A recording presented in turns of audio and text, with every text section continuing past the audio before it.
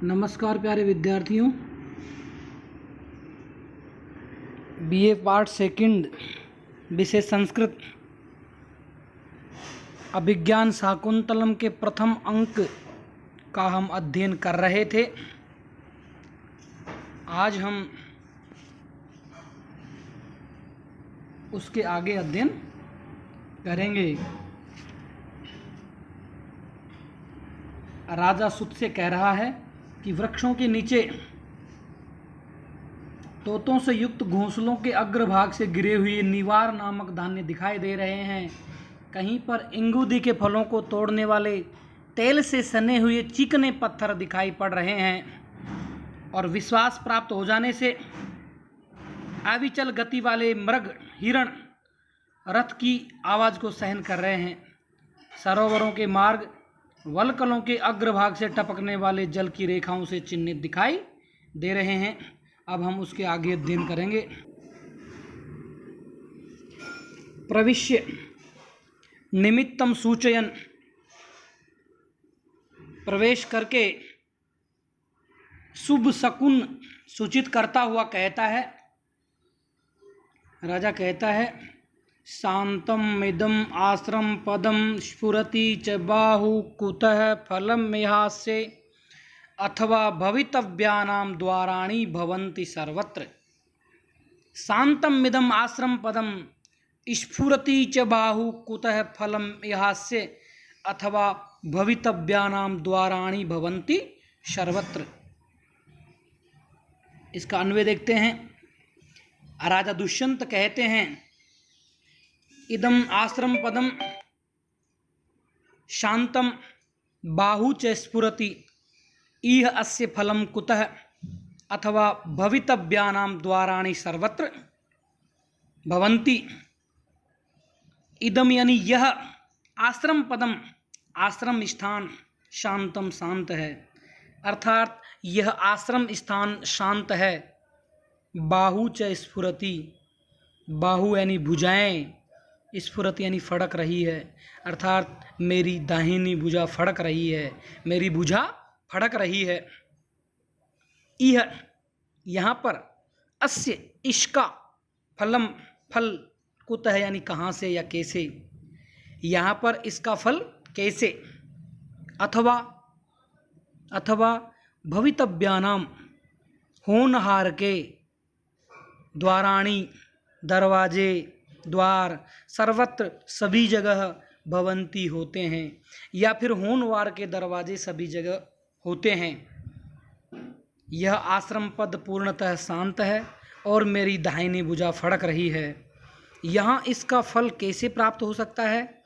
अथवा होनहार के दरवाजे सर्वत्र खुले रहते हैं, खुले होते हैं। राजा दुष्यंत विचार कर रहा है कि यह कण्व ऋषि का आश्रम पूर्णतः शांत दिखाई दे रहा है। यहाँ शांति प्रदान या सम प्रदान तपस्वी जन निवास करते हैं। यह स्थान श्रृंगार रस प्रदान भोगी जनों का नहीं है, परंतु आश्रम में प्रविष्ट होते ही मेरी दाहिनी भुजा फड़कने लगी है। उसके अनुसार भुजा फड़कने का मतलब होता है सुंदर स्त्री की प्राप्ति, और वो सुंदर स्त्री की प्राप्ति इस आश्रम में कहाँ हो सकती है?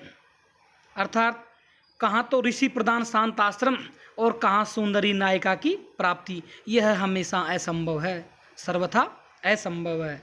इस शांत आश्रम में मुझे ये कैसे मिल सकता है? फिर राजा कुछ समय विचार करता है और इस निर्णय पर पहुँचता है कि भवितव्यानां द्वाराणि भवन्ति सर्वत्र, होनहार के द्वार सर्वत्र खुले होते हैं, अर्थात होनी होकर ही रहती है। जो घटना होनी है वो होकर ही रहती है।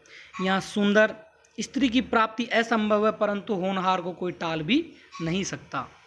अवश्यम भावी घटनाएं होकर ही रहती है। अतः यदि मुझे रूपवती नायिका की प्राप्ति होनी है तो वह कहीं पर भी हो सकती है, चाहे वह राजमहल हो, नगर हो, चाहे शांत आश्रम हो। इस पद्य में कालिदास की भाग्य और भवितव्यता पर पूर्ण विश्वास की अभिव्यक्ति भी हो रही है, और दुष्यंत के शकुन शास्त्र का ज्ञाता होने की सूचना भी इसमें दी गई है। इस श्लोक में आर्या छंद है। आर्या छंद का लक्षण होता है यस्यापादे प्रथमे 12 मात्रास्तथा तृतीयेपि 18, द्वितीय चतुर्थ के 15 आर्या। और इस श्लोक में अर्थांतरन्यास अलंकार है। व्याकरणात्मक टिप्पणी। आश्रम पदम, आश्रमस्य पदम इति आश्रम पदम, यहाँ पर षष्ठी तत्पुरुष समास है। स्फुरति, स्फु धातु लट लकार प्रथम पुरुष एक वचन स्फुरति। कुतः, कस्मात् इति कुतः, किम प्लस तसिल प्रत्यय।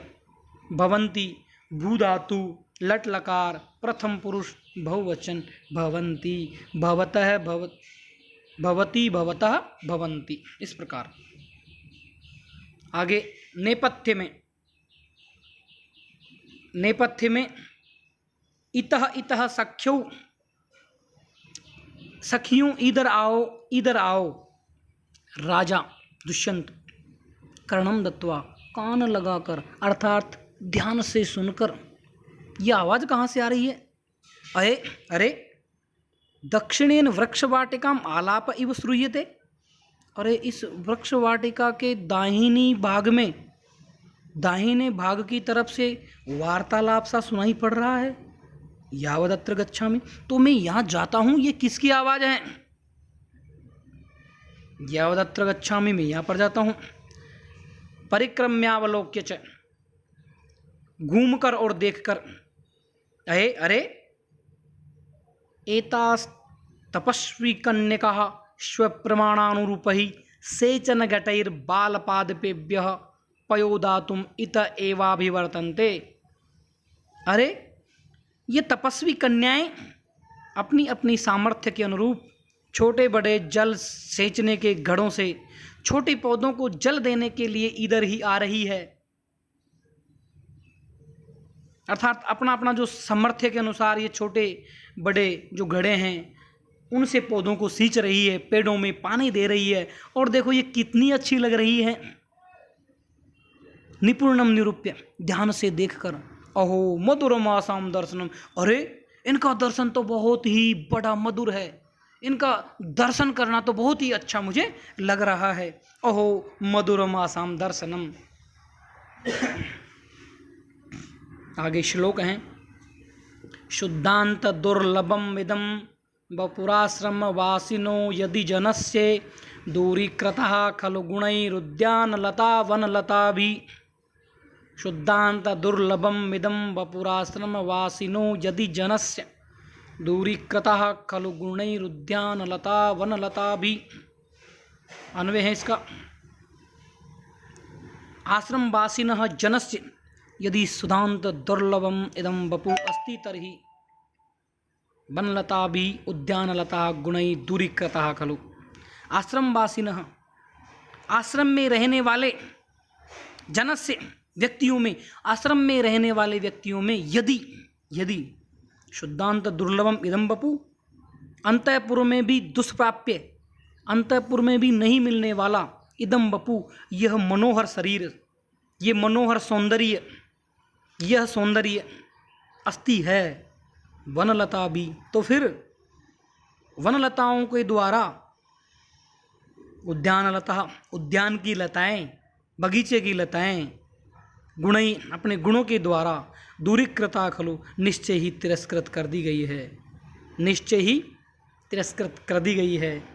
अर्थात आश्रम में रहने वाले व्यक्तियों में, तापस कन्याओं में यदि अंतःपुर में दुर्लभ होने वाला सौंदर्य दिखाई दे रहा है तो कहना ही पड़ेगा।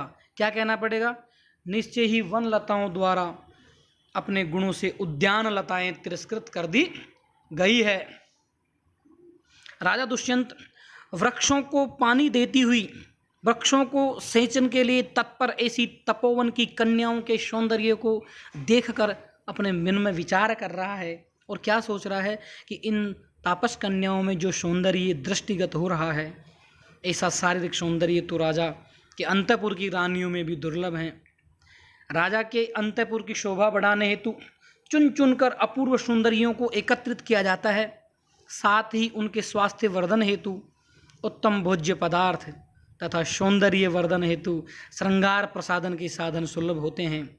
अतः राजमहल की स्त्रियां वनवासिनी स्त्रियों की अपेक्षा अधिक सुंदर होनी चाहिए। अर्थात वनवासिनी जो स्त्रियां हैं उनके लिए न तो उत्तम भोज्य पदार्थों की प्राप्ति होती है और न प्रसादन के साधन उपलब्ध होते हैं, न इन्हें सुख सुविधाएं प्राप्त होती हैं।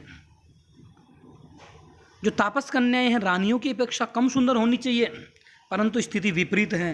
राजा दुष्यंत कह रहा है कि रानियों की अपेक्षा जो तपस्वी कन्याएं हैं उनके अपूर्व सौंदर्य को देखकर तो यही कहना पड़ता है कि वन में स्वतः परिवर्धित वन लताओं ने अपनी कोमलता, सुगंधि आदि गुणों द्वारा उद्यान लताओं को तिरस्कृत कर दिया है।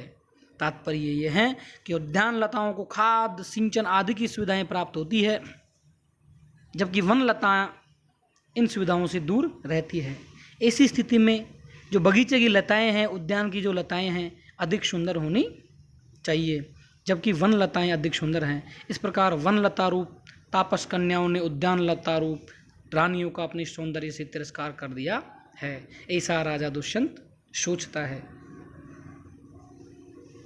इस श्लोक में भी आर्या छंद है, जिसका लक्षण है यस्यापादे प्रथमे द्वादश मात्रास्तथा तृतीयेपि अष्टादश द्वितीय चतुर्थ के पंचदश सारिया।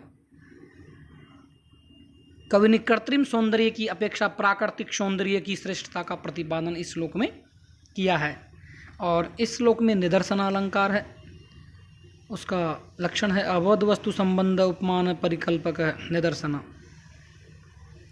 व्याकरणात्मक टिप्पणी देखते हैं। शुद्धांत दुर्लभम, शुद्धांते दुर्लभम इति शुद्धांत दुर्लभम, षष्ठी तत्पुरुष। दुर्लभ और खल प्रत्यय दुर्लभम।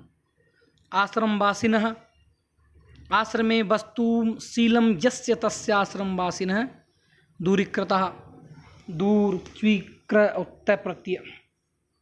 उसी प्रकार उद्यानलता, उद्यानस्य लता इति उद्यानलता, षष्ठी तत्पुरुष। वनलता भी वनस्य लता इति ता भी तृतीया तत्पुरुष। राजा दुष्यंत कहता है कि यावद इमाम छायाम आश्रित्य प्रतिपालयामि इति विलोकयन स्थितः। यावद इमाम,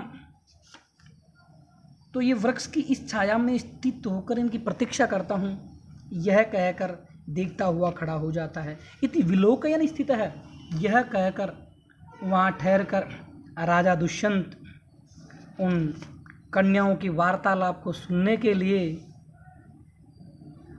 वहाँ पर खड़ा हो जाता है। ये जो श्लोक था वो राजा दुष्यंत श्लोक से पूर्व कहा था कि अहो मधुरमासाम दर्शनम, अरे इनका दर्शन तो बहुत ही मधुर है, बहुत बड़ा मधुर है। इस प्रकार राजा दुष्यंत को उन कन्याओं की प्रति आसक्ति होती है और उनके वार्तालाप को वो छुप छुप कर सुनना चाहता है, और यह कहता हुआ वहाँ खड़ा हो जाता है। प्यारे विद्यार्थियों, आज बस इतना ही। अब हम अगली कक्षा में आगे अध्ययन करेंगे।